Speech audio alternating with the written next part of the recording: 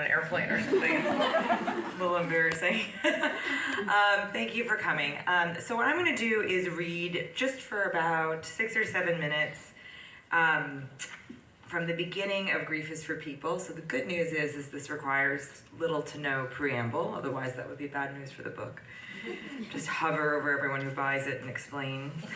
But the bad news is that it's not medium funny. It gets funnier, the book, but it's not that funny because it is about, for those who don't know, a burglary and the death of my very, very close friend. So it's not a laugh riot the whole way through, but let's start.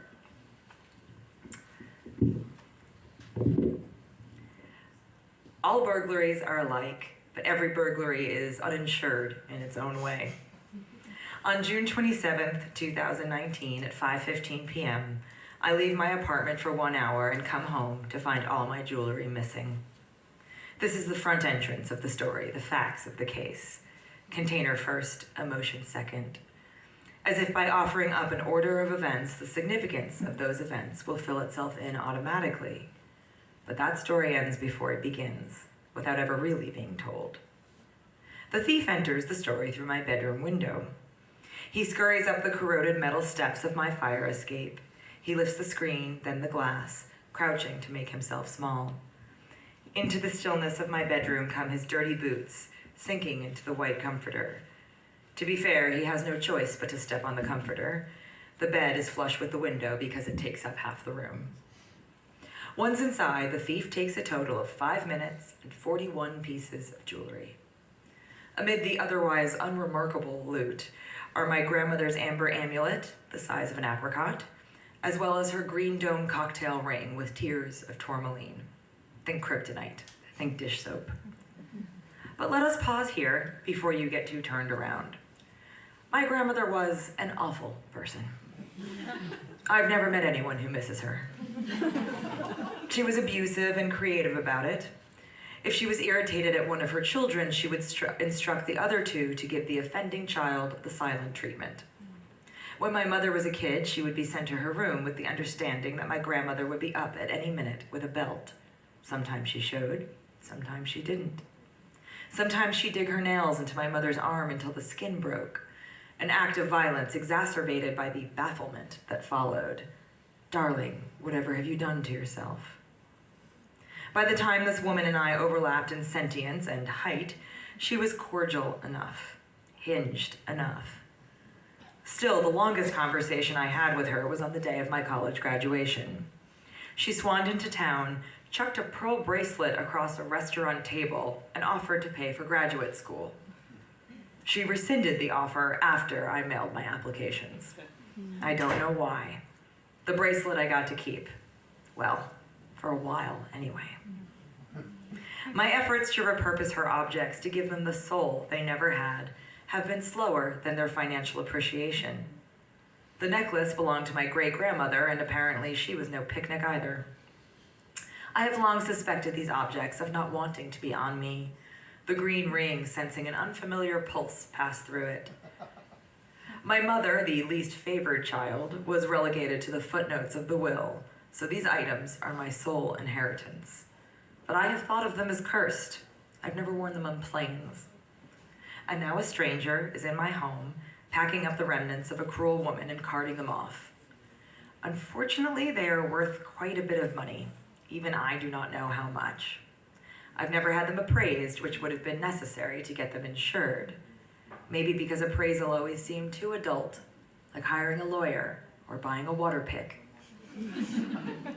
Maybe because I have felt about these things the way I felt about my grandmother, that it was not my job to look after them, but their job to look after me. The thief also steals my other grandmother's engagement band, a charm bracelet built for smaller wrists, and a cow-shaped pin I found on the street in Madison, Wisconsin. That goes over very well here. You're like, cows, okay. All I have been left and all I would leave are being dumped into a stranger's backpack. But it's indulgent to tell the story like this, in the present tense, as if I can still stop it, as if there's an ankle to be grabbed. There is no ankle. I can't stop what's already happened, but this is the only way I can explain the events of June 27th, 2019, or the days that follow it. 30 days down to the hour that will be bookended by personal loss. 30 days down to the hour that I cannot know will be a precursor to a year of global loss. Eventually, I will look back on the burglary and see it for what it is, a dark gift of delineation. I know when my first bomb went off. Not everyone gets to know. And no one is obliged to learn something from loss. This is a horrible thing we do to the newly stricken, encouraging them to remember the good times while they're still in the fetal position. It's like feeding steak to a baby. I have read the grief literature and the grief philosophy, and God help me, listen to the grief podcasts. And the most practical thing I have learned is the power of the present tense. The past is quicksand and the future is unknowable, but in the present, you get to float. Nothing is missing, nothing is hypothetical. In truth, I am writing these words on the evening of August 27th, 2019. It's a Tuesday. The Amazon is on fire. It's been 2 months since the burglary, and it's been 1 month since the violent death of my dearest friend. This occurred on the evening of July 27th, 2019. I will be editing these sentences much later, after several dozen 27ths have passed, when the gap between the past and the present is more of a chasm. By then, I will be able to better control how I think of these absences. I will be able to proceed with a conversation without flinching when someone mentions the wrong movie or the wrong song. But right now, I am in denial that my friend is gone. I am, despite overwhelming evidence to the contrary, in denial that the jewelry is gone. Human beings are the only animals that experience denial. All creatures will try to survive under attack, will burrow when under siege, but they recognize trouble when it hits.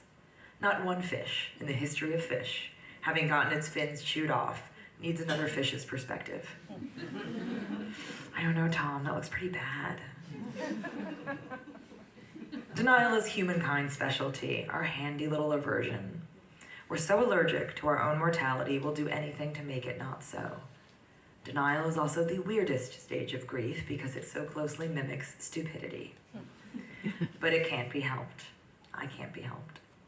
I am holding these losses as an aunt might, as if they are familiar but not quite mine, as if they are books I will be allowed to return to some centralized sadness library.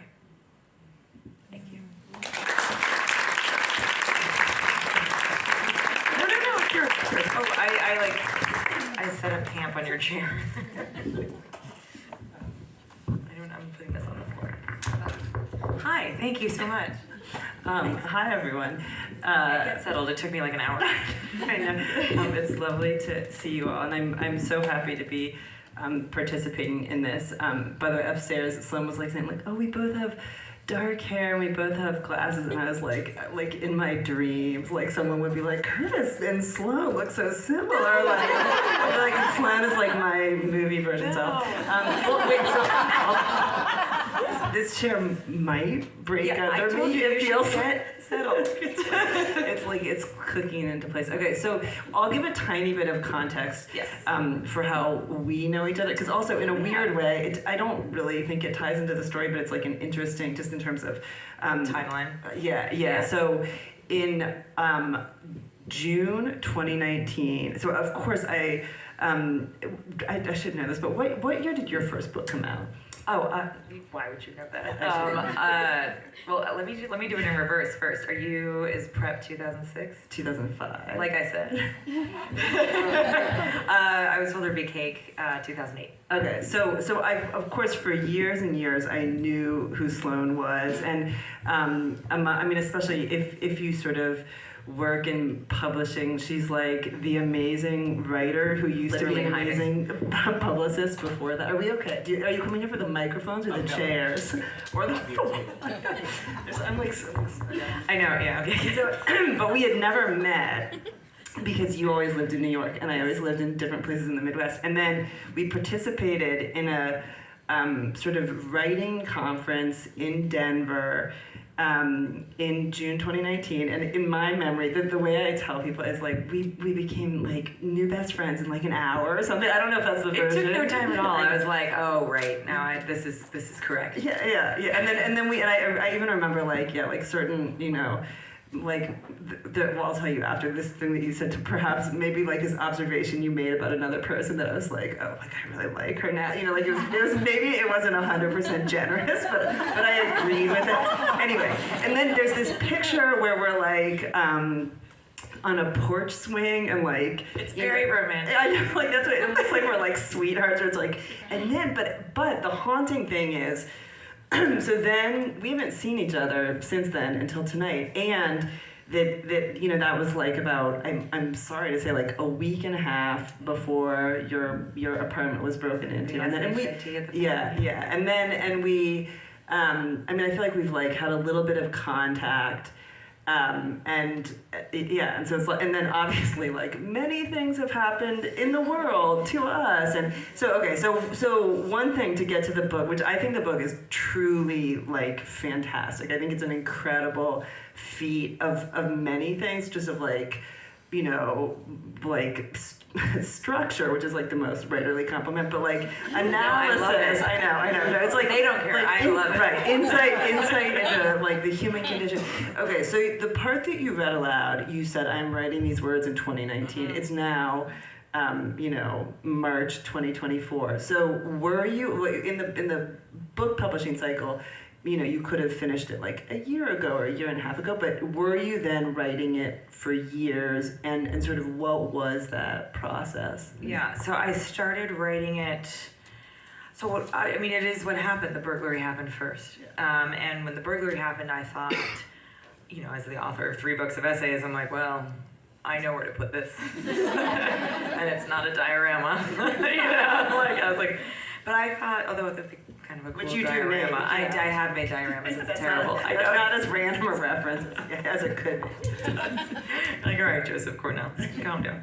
But no, I thought, okay. But even then, my struggle with stories and with not narrative nonfiction is always like, I don't, to try to avoid the sort of pitfalls of confessional writing, or I being the most common vowel, or cocktail party stories, all these sort of terms that we use for them.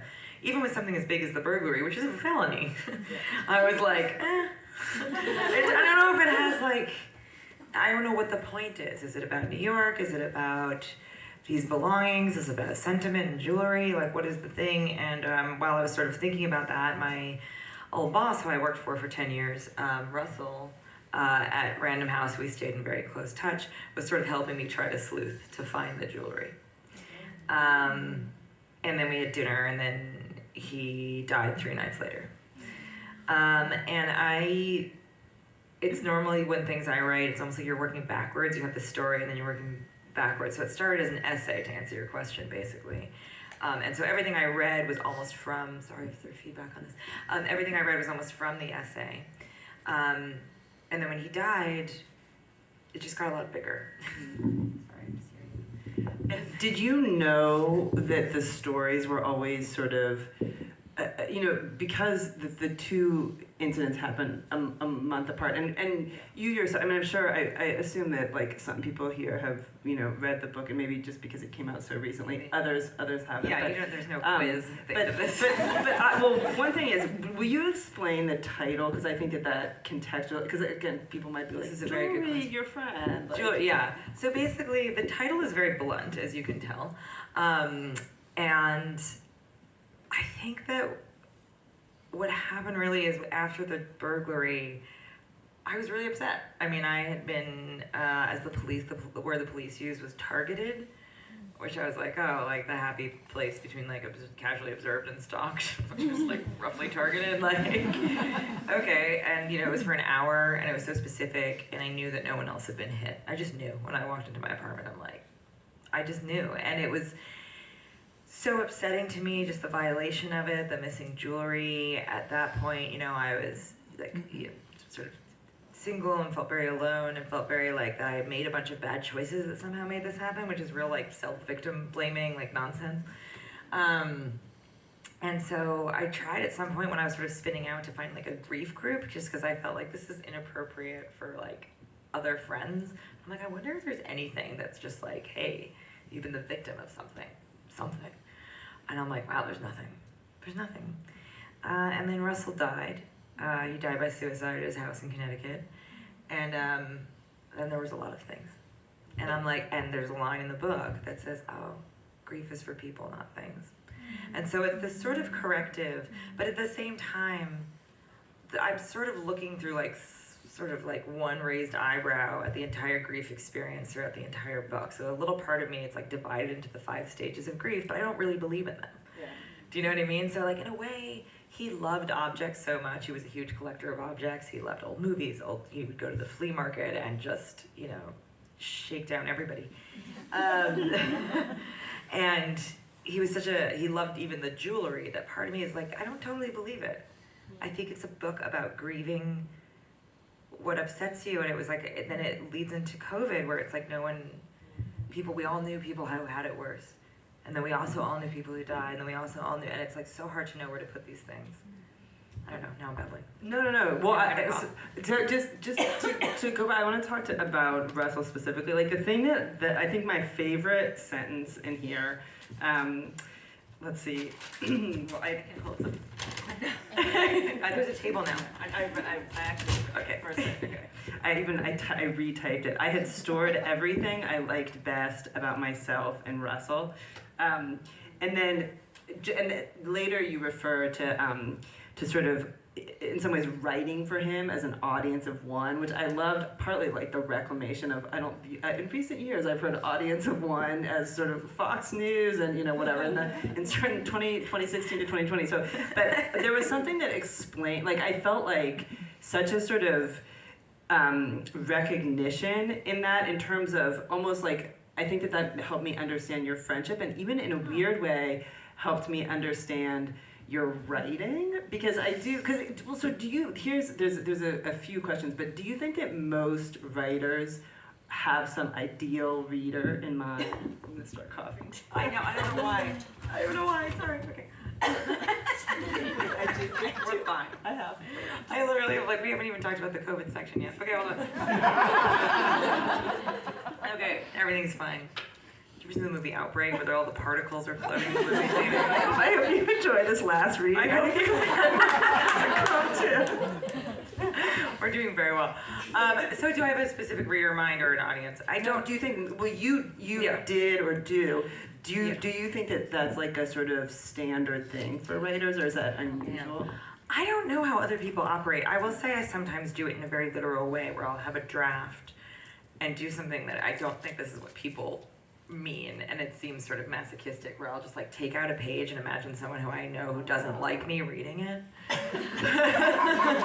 Just to give myself this test that if it can overcome that hurdle, like imagining them begrudgingly being like, it's okay. But I don't, but for this, I feel like my audience, do you want this back? For this, I feel like my audience was like,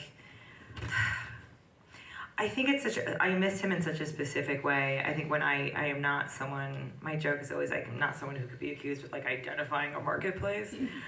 But I feel like with this, I genuinely felt something, and I hope this doesn't sound too obnoxious, but that I wish something like this, even if it wasn't by me, obviously, had existed when I was in such pain, and yet also found the whole thing to be, I'm like, this is ridiculous. Everything is ridiculous. What is this? Like, what is the thing that didn't... This thing where, like, not self-help, and not with the sort of beautiful literary gravitas necessarily of Joan Didion, and not, I read a lot of Durkheim, I read Kant, I read Camus, I was like, there's nothing that's just like, at least in non-fiction, there's several fiction books I can think of. There's like All My Puny Sorrows, but like I think A Truth and Beauty by Anne Patchett is probably something close in terms of losing a friend.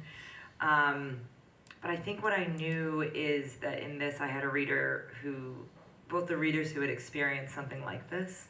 I mean, over 50,000 people died last year of suicide in this country, and it's a really hard death to kind of pin down and to own and to figure out, and that's the thing. Most deaths deaths are terrible and lonely and grief is awful, but they don't have this added layer of like, why? You know, you watch, it's Matthew work forwards, not Matthew work backwards. And so, and this danger of the death itself cannibalizing how you knew the person, I think is pretty exclusive to either like freak accidents or suicide. To be, not to be crass about it, but I just, you know. And so it's that, but then on top of which I had the mystery of the burglary. So I knew I could write like me, and I knew I could write something kind of funny to go sort of interwoven with it. But I don't imagine a reader really, the only time I've ever had a different kind of experience writing this book, I don't really imagine a specific reader, is there's sections of it where I'm speaking directly to Russell, and I really felt that there was no one else in the room, and that I was letting other people listen. And is it strange for this book to exist and to sort of not get his feedback? Or, I mean, I don't know, you don't have to, if this is too personal. Like, do you almost feel we blew past it. Do you almost feel like, at some level, you know exactly what he would think of it? And I think I know, so I think he would be proud of me, and I think he would really like it, the writing-wise. I do, however, as much as I feel these things quite strongly, and you know, it's all guesses. You know, that's what his partner feels, that's what I feel, that's what other people in the book feel. We don't count. Do you know what I mean? Like, I don't know. I will never know. The one thing that stops me from feeling like he would like it is the fact that this is someone who is seriously inclined, at least towards the end, towards self-erasure. And I don't know if that person, regardless of it being my friend, would want to read a book about themselves. Do you know? I mean, it's the whole game. You know, and I'm like, but yeah, I do think he'd like it. I think he would probably, I think he would like the parts where I talk about how inappropriate he was at the office. He was a really wonderful, generous person, and he was not like abusive or anything like this, or anything what we think of as like a problematic boss. You know, you have certain associations with that. He wasn't any of those things. He fought for people's raises. He did, however, at some point my assistant came in, and this is in the book, at some point my assistant came in with this cardigan that was like very tight. She was like very conservative, but wore tight clothes. It was like the 50s, you know, imagine like that kind of thing. And he looks up at her, and without skipping a beat, he says, "Oh my God, it's like you walked into Talbot's and said, 'Give me the sluttiest thing you have.'" And I was like, oh no. And I like pulled her over afterwards. I'm like, he's funny, but are you okay? Well, have you gotten feedback from people who know him, like from his partner and? So far, so good. No one said, "I'll kill you." You know, no one's. It's been really delightful, because I think the thing I tried to do in the book, and the thing I will try to do in this moment, and the thing I've just always sort of stuck to, is to not speak for other people's stories. So like there's even a moment at the funeral service or the memorial service where I say in the book, you know, when I hug his partner, I say, I don't know what went on up at the house, you know, it's someone else's love story. Yeah. And I feel like I've gotten, so I think that because I've done that, it's okay. Do you know what I mean? Because I'm like, I'm sharing with the reader too. I'm like, this is a blind spot for me. I don't know. This might be another very like writerly, crafty question, but I was wondering. Career news. Do you read aloud to yourself? No. Do you? Because you are. It feels like striking this very careful balance of like being very personal, but being very careful about telling someone else's story, and who isn't living, who also had other relationships and whatever. Yeah. And so did you, as you were writing, did you just kind of, if you thought to include it and think I can take it out later, or did you have guidelines for yourself while writing? The first one. And how was this like a 400-page? No. It was always what's funny about it is you start noticing, not that my book isn't a very, very special snowflake, but you start noticing that books like this, whether it's Stay True, Truth and Beauty, or on the fiction side, Grief is a Thing with Feathers, like these books, they're only so long. Yeah. Like they're only so long. I think you can only sustain so much looking back, so much focus on one person's death and that angle. But also all the books I just named, well, actually not the last one, are about friendship. And I think so much of this book is about the struggle to like find purchase on the friendship part, because to your point, I'm the friend, not the friend. He had other friends. But speaking of which, the Sigrid Nunez novel, The Friend, is excellent on this. So I know that there's like, I like wrote stuff about other people, and then I sort of had this North Star in my head where I thought, I own the book, not the death. I own the book, not the death. I own the book, not the person. And so it kept me sort of on the straight and narrow with how much I said about other people. But there was a little bit, the book, I struggle with anger in the book, that it doesn't come, that the second I heard, I forgave him. But I think the book itself is angry in a weird way. I mean, that's weirdly gives it some of its engine and like sort of comedy in some ways. But the book itself has, I think, a lot of energy for a sad book. And it's because I'm mad at certain people. I was mad at myself. I'm mad at the world for not giving him like the obituary I felt he deserved. And my joke is always I got 200 pages worth of like real mad that he did not get an obituary. I was like, okay.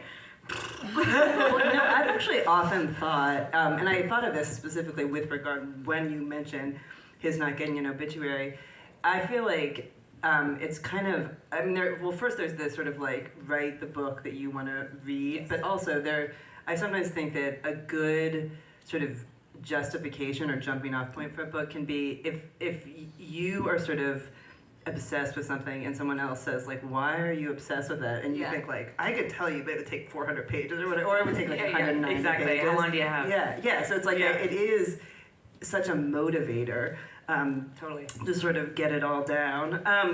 So did you, and then I'll move on from this very narrow question, did you show passages to, and I think that you're very respectful. Like I think that there's part of also I think what gives the book so much power is you are kind of like walking this tightrope, even like, in terms of commenting on like his inappropriateness is probably viewed different ways by different generations, people on the receiving end for the most part. Yeah, but even by people, I think, and you kind of talk about like we're both in our 40s. I think you're a little younger than I'm, like just like changing mores about. So did you show passages to people that you wrote about them or before publication? Yeah, so this is behind the scenes stuff. So I showed his partner a manuscript without saying too much. It was a really emotional, but like beautiful, like in a good way, emotional conversation where he didn't want to comment at first. And I was like, if this was going to be an FYI, I would have sent you a galley. Help me. Help me, And did he ultimately, or is there anything that you? There are a couple of things where it's just like, there are things where they're so tiny. They're lines. It's not like, oh, help me put aliens in this book. I mean, it was more like, help me, like, oh, you died in a bike accident now, No, it was like, help me. I don't want to look. Like I was like, help me not look like the person who's blaming people. Yeah. Help me, because there's parts that I'm blind to because I'm just so used to telling the story in a certain way. Which is sort of one of the pitfalls of narrative nonfiction. You're so used to, like, you've told the story enough that you have to tell it afresh for the reader who doesn't know, he has to get their bearings. And then everybody else got a galley or, like, a text. Or there's so many people in the book, it's a populated book, that I'd run into someone in a party and, like, almost forget. Like, be like, oh.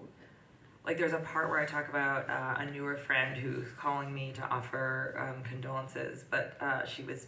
I don't know what she was bottling like a weird amount of vinegar, and it's so loud. It's so loud. It's like this clanking. It sounds like she's in like a factory floor or something, And I was like trying to like comment on it. And I'm like, oh, what is that? And I'm like, she was like multitasking a condolence call, and I just hung up on her because I was in the middle. I'm like, I can't do this, and and I think. But I actually know that person, and like I saw her at a party and totally had forgotten until I was like, oh, by the way. Was she like, sorry? She was like, I didn't know you could hear. I think she knew from the repeated verbalization of my annoyance. I think that's how it might have, clued her in. But no, she's like a totally nice person who I know. Do you know what I mean? Like she's a wonderful human being who, happened to be bottling Vinegar. Well, she's like, I'm sorry, your friend killed himself. I'm like, okay, okay. But it is all ridiculous. It's so the book is about people saying the wrong things and stuff like that, and meaning well, and but yeah, I didn't. I did. So that's the story, really. That's the quick answer to that question would be I showed the manuscript to the partner, and everyone else got a galley. Okay, so I see this book also as like a sort of love letter to the publishing industry. Oh, good. Do you agree with Yes, that? I do. Obviously. Yeah, I do. It's a love letter to people who work behind the scenes in the arts, which is who Russell really was. Who was like, sort of tangentially related to like so many books that people in here have read or heard of, or authors you have read and heard of. So it wasn't just that he was in charge of Philip Roth, Toni Morrison, Joan Didion, Michael Ondaatje. I'm just trying to think of like there's so many people that he worked with, but it's also he got Stoner by John Williams back into print. He got Haywire by Brooke Hayward back into print. He noticed it was the 50th anniversary of Things Fall Apart from like a rights perspective. And next thing you knew, it's like Chinua Achebe on stage at Town Hall with like Chris Abani, Toni Morrison, and like Chimamanda Adichie. I'm like, what is this show? And like, it all happened because Russell's happened to look at a list on the computer and notice the date and was like, oh, it's the 50th anniversary. I wonder what we can do with this. And so he loved books in a way where like normally I have a sort of a slight allergy to people who are like, I just love books. This is a great thing to say in a bookstore. Just not this one. Just not this one. No, I'm kidding. But he loved them so in a genuine way that I think most people who enter any kind of arts industry lose after a while. You shed this sort of idealistic. When I first started working in book publishing, I'm like, I shall make people read again. Like it's for literacy, And like, he never, and then you realize how hard it is to get people who identify as readers to buy a book. And I know. Again, buy all the books here. Except for this one. Okay, I don't know what this is. Okay. Oh, actually, that's supposed to be good. Sorry. But he really never lost it. He's like, I'm going to make America read where I want America to read. And it was great stuff. Yeah. And so it's a tribute to that, to the behind-the-scenes, unheralded person who comes on board to a project too late to be thanked in the acknowledgments page. And it is a tribute to book publishing and to like early aughts New York in a way that I was very careful with, where I really tried to not make it work better. Because New York memoirs do that. I know, actually, it's really funny too, because I think probably people who live in New York have the most passionate feelings about New York memoir, and I think someone here is like, I enjoyed it, or something, or like, maybe. Instead of like, and like, I don't like it's so snotty. How could you possibly not enjoy all the that? gradations of like, or like, you left too soon, you left at the wrong time, like. Oh yeah, that's a snobbery in itself. By the way, I never lived in New York, so I can say that. I'm a Midwest. You're free. I'm one of you. Okay, so. I think maybe this might be my last question, and then I'll turn it over to you. And then if you don't have questions, that won't have been my last question, and I'll ask more. They're good people. But I wonder. I guess this is maybe a two-part question. I'm sneaking two in. So, kind of, you've written some of your other nonfiction. I think it's other things, but it's funny, humorous. This is also humorous, but it's so. The sort of central story is so sad. And I wonder, how has this publication experience, which is only a week old, I mean, in terms of the book being in the world, how has that been different? And are you, I think, we've probably both had the experience of like, if different books you write, you sort of get different feedback about people's personal experiences. And are people now kind of coming to you and saying, this horrible thing happened to me, or this, I had these two unrelated, very painful things that happened. I mean, I obviously was like, Sloane, two terrible things happened to me. I know, but am I weird, or did everyone do it? No, like, did other are people question, now? are you weird? No, that's not the question. I can answer that later. The question is, are you kind of like, almost like a vessel or receptacle for people telling you their kind of like the bad things that they've been through in the Yes. last 5 years, and like how are you handling? You know, like is that like does it feel categorically different from your other book publications or not necessarily?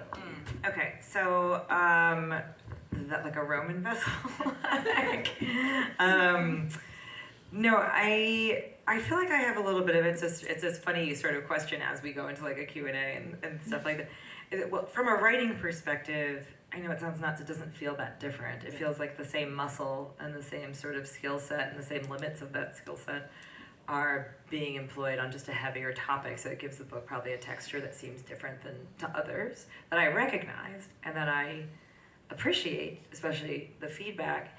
But in writing it, I was like, it didn't feel that different. It felt like the same sort of tools I used to tackle anything. But I've had 3 books of humor essays. I've gone on book tour for all of them. And so both in my inbox and, in person, I think I'm used to people saying, oh, I too was a bridesmaid in this horrible wedding. I too got fired from my volunteer job. Hard. I too got, I too got, all these things, and I know what it means, which is that, and I'm going to sound very hokey right now, which is that like we have this incredible privilege where we tell people what they want to hear. We hold them as captive. writers. Yeah, just you and I. But we hold them captive in a way. I mean, not really, because it's not the same thing as going to the movies, but like we hold them captive in a way. And it's like we have the talking stick, and now they have the talking stick. And so when people tell their stories, I feel this like loop closing that doesn't hurt. In fact, it just adds like another dimension to it doesn't bother me at all. And the only thing in terms of really getting to me is it's when people who knew him come to readings and I like lose it. That's the only thing that I can't actually do. But everything else is just like a joy, even people's death stories. But the reception has been different in terms of, but I'm sort of used to when this happened to me. It's just that now the contents of when this happened to me are terrible. I actually remember as far back as like in college being in writing classes and deciding that it was a really big compliment. Like if I turned in a story and I don't know, it was about some like family road trip or something, and instead of people commenting on the story, they were like, well, the road trips that my family used to go on, like that it's like you have stirred up something in the reader. On that note, are there Oh, look at these questions. staff. I told you they were good people. I told you. You said no, and I said yes. Can we repeat the question? I think maybe we repeat the question, but Steph I'll say has a it question. very loud. Oh, thank you. This book is by one of the best publicists in the biz, about one of the best publicists in the biz. Should we call your current publicist and see if they're okay? Did you hear that? Okay. Wait, can Should I repeat it anyway? Or is it legally? I have to repeat it? I give you my permission. Okay, Go ahead. but I feel like you should share publicity-wise. You should share your exciting news. Oh. Yeah. Oh. And if you shouldn't have, we can blame me. Okay. Speaking of publicity. Okay. Okay. Yeah, it's okay, I think. Yeah. I don't know. Whatever. By the time this airs, it's been... Yeah, it's fine. It matters. I know. So the question is, just to repeat it, is a book that's, well, actually, I feel comfortable. It's by a good publicist about a good publicist. It's the publicist that's the hinge person in the middle. I think he's okay. First of all, it's a he. Second of all, I think he's great. Stephen is a wonderful human being who's actually hard to shock. You could say anything. You could be like, hey, guess what? This tiny book club is gonna host me, and he's like, that's nice to see. And I'm like, he's like, you're gonna be on Morning Edition. It's like, it's really nice to see. And I'm like, and so I'm like, I'm trying to get a rise out of him, because that's how I express affection. But he's wonderful, and he finally, actually today, was like, this is amazing! Exclamation point, because it hit the Times list. Yay! So really excited. So the good news is that we have excited Stephen. I actually, it's an interesting thing with publicists to see generationally too, because to someone maybe our age, it might be like the New York Times review feels like it really, really matters, and then I won't name it, but there could be like some website that I didn't know existed that like apparently like and they're like, oh, like Gen Z is like who has never been impressed by it's called like it's like avocado sandwich party. Like, what is that? You got 2 sentences, not one, on avocado sandwich party. Other questions? Oh, hi. Hey. So as someone who also wrote out the pandemic in New York City. Oh. So it was something. But I was thinking about like timeline of everything. How was that for you, just as a human being, like going through these 2 traumatic events and then going through this world trauma thing and writing this book? I was just like, what did you do to shake off and kind of be able to go on with life? And how did that influence your writing? That's such a considerate question. Wait, should we repeat it, or you have to repeat it? Nobody has to. I have to repead it? Okay, let's see if I can do this. As someone who wrote out the pandemic in New York City. Do you want me to? Yeah. So basically, sorry. We're talking about how did you get through the sort of series of kind of terrible experiences? No good, very bad pandemic. I think that I doubled down a little bit on the sort of sadness of it. I think that in a weird way, this book, I was editing a novel, which is more comedic, called Cult Classic. I should be able to say it, I wrote it. And then I was writing this, and I think in a weird way, there was this locking in this horrible way where everything was bad about the pandemic. I live in a 1-bedroom apartment with no outdoor space, and then that beginning time where, you touch a doorknob and you're touching a doorknob 72 other people, you're like, this is insane. There's a little bit of the pandemic. I almost feel more compelled to warn people that there's like a little bit of hand sanitizer and toilet paper in this, but just a little bit. Just a little bit, you'll be fine. But it's just, just a tiny bit, just because it's been so written about. But I feel like there was this like locking in where I felt so sad. And it was right really when, at least for me, the stage of depression really hit. Like bargaining had passed, what would have been anger had passed, denial is way past, we know what's happening. And I was just so sad. And so was everyone on earth. And so it had this like locking in and this effect of like, this is one tiny area of my life where when I open up the laptop, this is correct. Everything else is wrong. But it felt like this is right. Thank you. You're welcome. Oh, should I? I'm going to call. Hello, sir. Oh, you choose some. Oh, we worked it. Oh, I choose. Whatever you're paying her is not really worth it. Wow. She's putting all the work on you. No, You're jet lagged. she's not. She's very. First of all, I know I'm she's paying a local her in treasure. She's a burritos. local treasure. She is. What was your question? Yeah, what? Do you have more of a comment about Curtis Sittenfeld?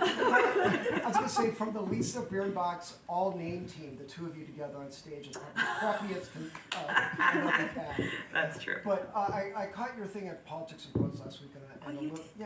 Virtual. I was back here. I missed you by a couple days. But, so you talked a little bit about how, the stages of death are for the dying and not for the... Yeah. But leading into when you were going through the post-grief and people were coming up to you with podcasts and herbs and all the rest, and that's the way that people's well-meant stuff is intrusive. And yet also I saw you really do a really lovely job with someone who was clearly having catharsis about their own loss in DC. Having written it where it's this thing outside yourself, does that allow you to better handle people coming at you and asking you their 2 questions about it? See what I'm saying? As opposed to when it first happened, it was direct to you, now you've written about it. Right, there's like the scrim of the book. Yeah. Oh wait, you have to do it. Okay, so does having written a book, I guess, give you greater distance in terms of helping people through their grief? Or responding to their grief projected onto you. Responding to their grief projected onto you. No. I I mean, I think that the book is not. I just think it's so funny how things get sort of shelved or categorized as like what is supposed to be helpful, what is supposed to be poetic. Oh, this is supposed to move you this way. This is supposed to move you that way, and like. It's weird to say it's not supposed to help people because I didn't write it to help people, but of course it's supposed to help people because every book is supposed to help you. Like I think the books that help me, like All My Puny Sorrows, help me immensely. If you know that, it's a wonderful novel. You should obviously buy my book, but if you happen to have the budget for two, I would recommend All My Puny Sorrows. But like it doesn't. It's just like a bonus round if it helps somebody. And it doesn't hurt me, and I don't feel defensive, and I don't feel like I just think, oh, how wonderful. And if anything, I think a little bit of what I talked about Russell's feeling of genuinely wanting books to move people, and genuinely being like, I'm going to make people read, I'm going to do this. And so seeing people really affected by it is never bad. It's wonderful. Do we have like maybe one or two questions?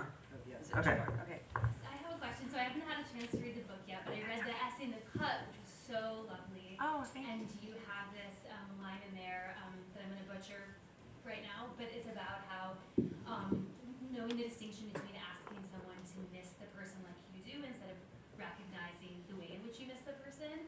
And so that made me think about, I want to hear more about how you, in this book project, went in and constructed bits of insight or sort of like miniature theses or arguments over the course of the book to sort of embed these like pivot points as we move through it, and how that like worked in the writing process for you.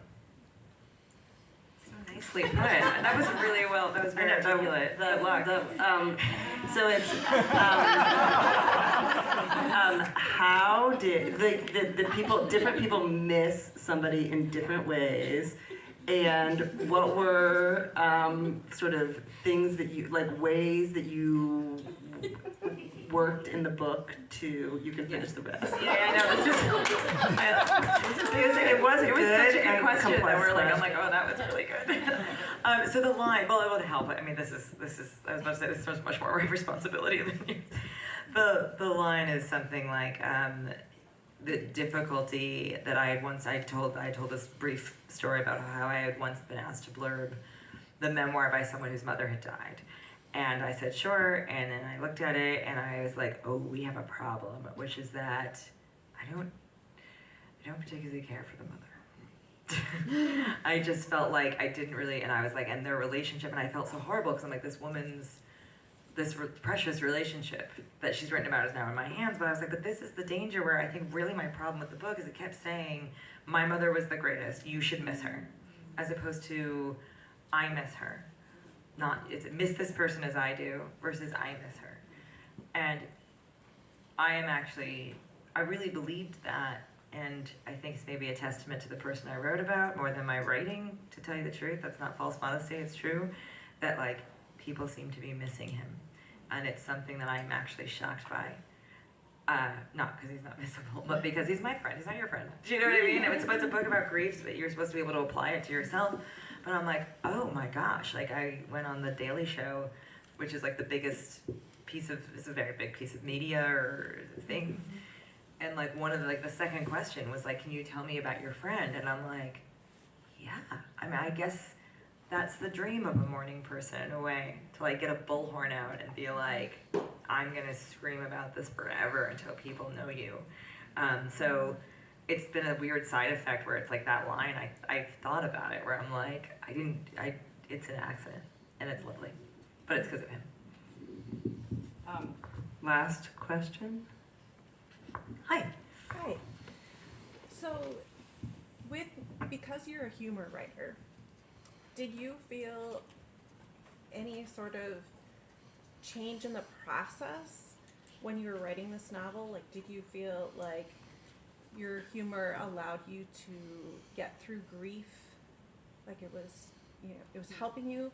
Or did you feel like your grief was holding you back from addressing the writing with humor? Did you feel like your humor helped you get through the grief? Yeah. Unfortunately, no.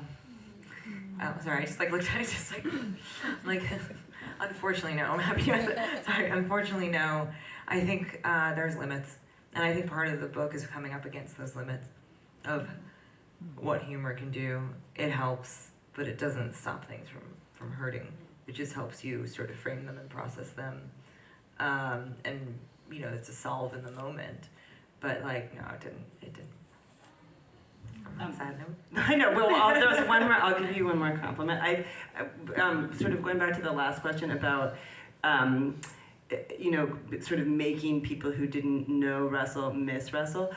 This is a tiny question that you can. Did you consciously, in your writing, do you consciously, sort of like I think that when a writer tries to be likable, it often backfires, and when you try to like make someone seem sort of saintly who's dead, like it also backfires. And I think that at times it almost seems like you're showing your like darkest input, like you're trying to do the opposite. Is that a strategy? I mean, which to me makes it like so like, endearing. Make me seem like kind of a jerk. No. Yourself. Oh. That you're like almost like you're like that you're sort of celebrating your own kind of like darker thoughts. I mean, not just in this, but in other writing. And do you agree that like sort of trying to seem likable backfires, or do you have any kind of policy? Like, was there any policy of like, I will make Russell, he will be likable because I will show him in his fullness, including like his pettiness or the fights that we had or whatever, or was it just like you just sort of wrote it and it evolved in a certain way? I think I wrote it and it evolved in a certain way, but one of the things I thought about a lot while writing this book was I read some essay, and it's terrible that I can't quote it. It was like an academic essay ages ago about James Joyce and the dead, and like the sort of thrust of the essay is that the dead are perfect. Like the short story, like in all of James Joyce's writing, the dead are perfect. They can do no wrong,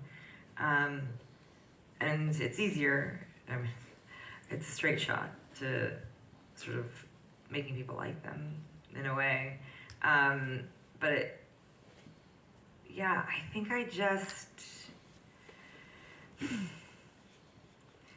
I don't think about it like that. I don't think about like what's sort of likable and what's not. But what I know, at least about myself, hopefully as a human being, as a writer, that somewhere in the heart of darkness, and like beneath all the jokes, is like a genuine desire to keep people's attention and a genuine desire to tell them a story. And I think that's